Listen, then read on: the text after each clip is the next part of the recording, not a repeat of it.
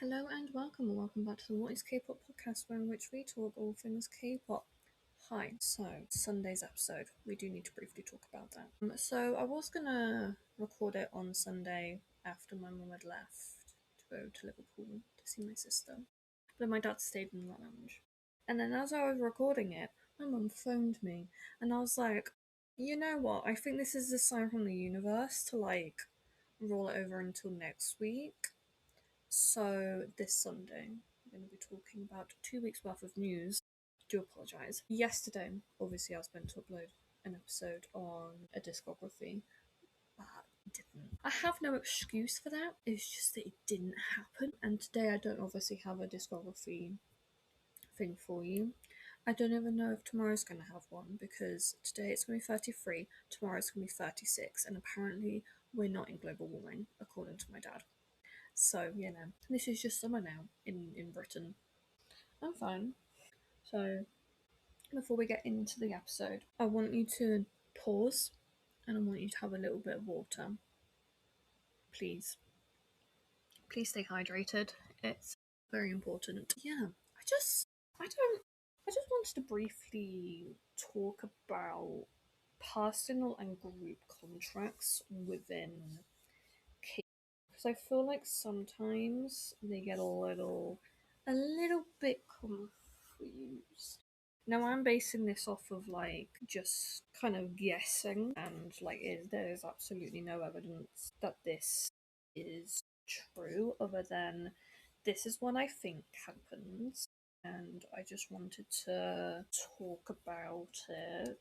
Yeah, okay. So with when a trainee signs to the company, they are signing to say that oh, I'm going to be trained by this company for X amount of time, and if all goes well, we can re-sign for another certain amount of time before then hopefully debuting. And a company is well within their rights to cancel that contract for any reason. I don't know if it's the same for trainees if they need to cancel the contract.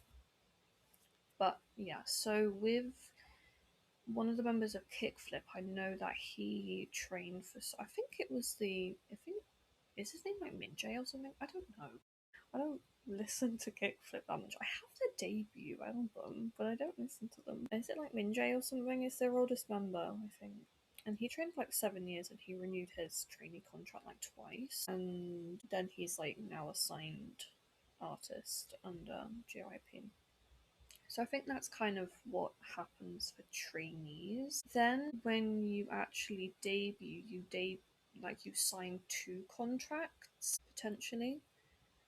So you sign one for group activities, saying that everything like so take SM for example, because I'm actually listening to Got the Beat at the moment because they are just very good. I personally love Step Back. I find it so funny. So they will sign for 7 years. So if you sign today, you would technically have a contract until the 12th of August 2033. Fucking hell. That's when I'm 30. Oh my god, I just rolled my eyes so far back. Surprised I didn't get stuck. Yeah, so I would technically be under contract until then, and I guess I would have to do group activities until that point. And then solo activities. I assume that it's mixed together.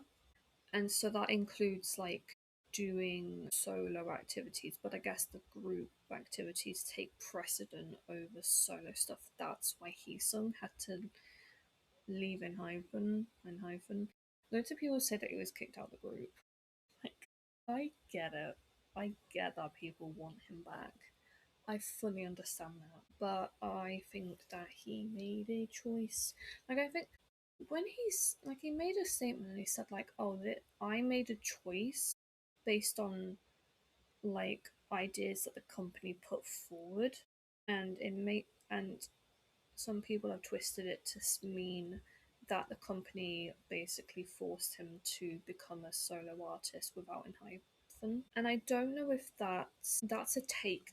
You've had a take on something, and I don't know if that's like the full truth. I think when obviously like a solo artist signs with a company, they obviously don't have a group contract to think about. So in a group contract, it might be like, oh, you have a set amount of like activities that you do during a year that you have to attend, perhaps, and like you have.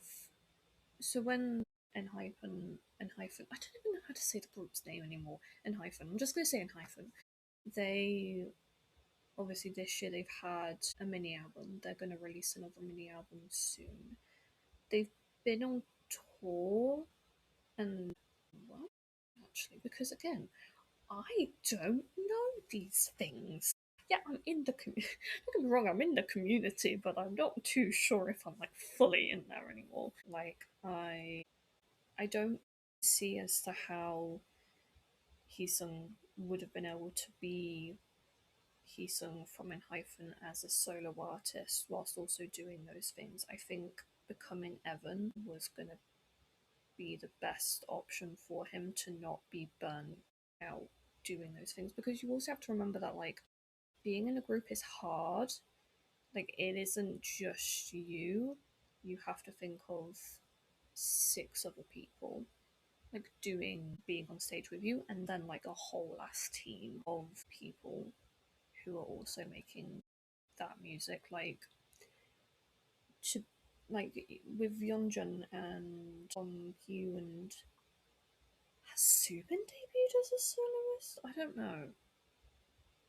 I can't remember. Oh my god, this is horrendous. Like Yeonjun has been able to do that, but it's because TXT's activities weren't as intense as an Hypen's are. And I guess like company so obviously they're under different companies. Big Hit are able to take more risks in allowing an artist to become a soloist.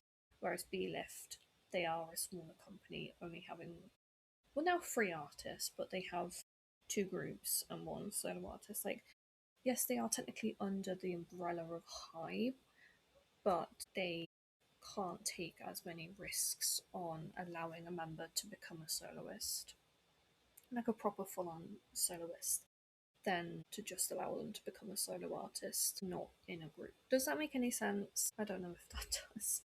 With NCT, obviously they have a lot more time to do things like it seems that perhaps we are going into more they do a group album and then the members kind of go off to do their solo stuff in between that time.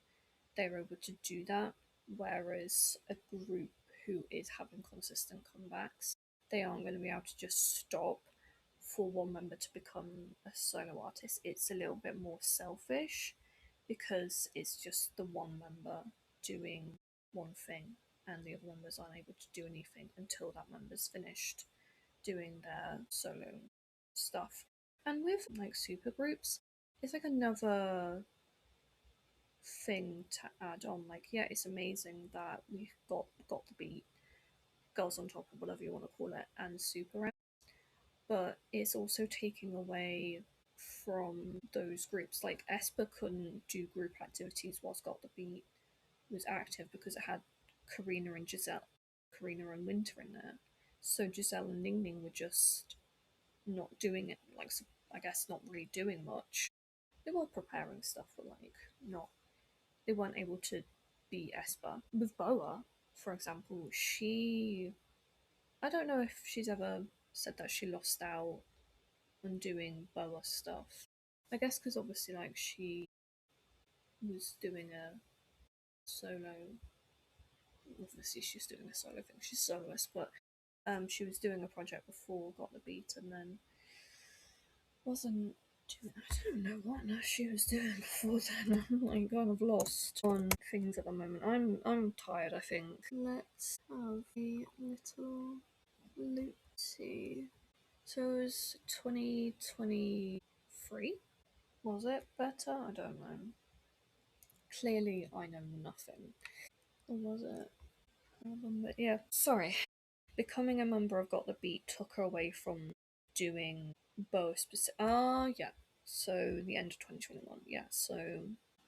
So she was doing Street Woman Fighter and then released the Japanese single.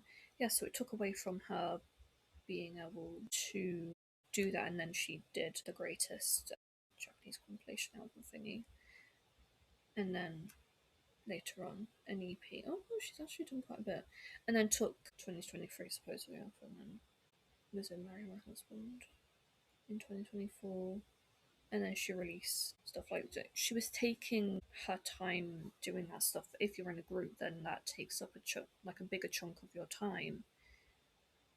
And then you can't do solo activities. Like you only have 24 hours in a day.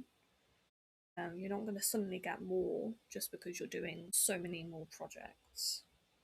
So it really is difficult to manage things. And also, I was watching a video from Dear Yoongi, and she was listing out all of like the hiatuses and breaks and stuff that hiatus and break the same thing. Anyway, that Hive artists have had this year, and honestly, I agree with a lot of what she was saying. Of that, Hive is trying to do everything without having enough artists and enough like the base isn't solid enough for you to build on top of it yet, and so then that's why we're seeing these group members having to take breaks. And I imagine it's difficult to be a conglomerate wanting to build when you are dealing with like real people who can't be replaced. That's a weird sentence. Don't make it.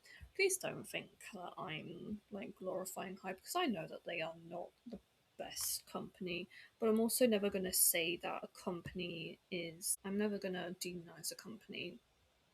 Like that's just not something that I will ever like directly say. Like I think that YG, like the person and the company, are not good, but I'm never gonna say that they are the worst thing ever.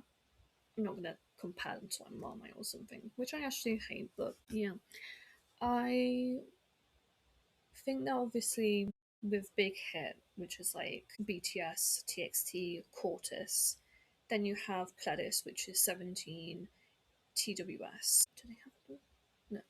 That like the big groups, or at least like the active groups. And then there's Source Music, which just has the Seraphim and that boy group that they're debuting hopefully soon. Adore just has New Jeans. ABD are debuting 2D.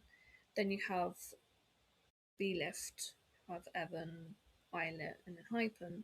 Then there's Hybex Geffen, Cat Sign Saint Satine. Then Hybe Latin America with Santos Bravos. Like, you think there's a lot.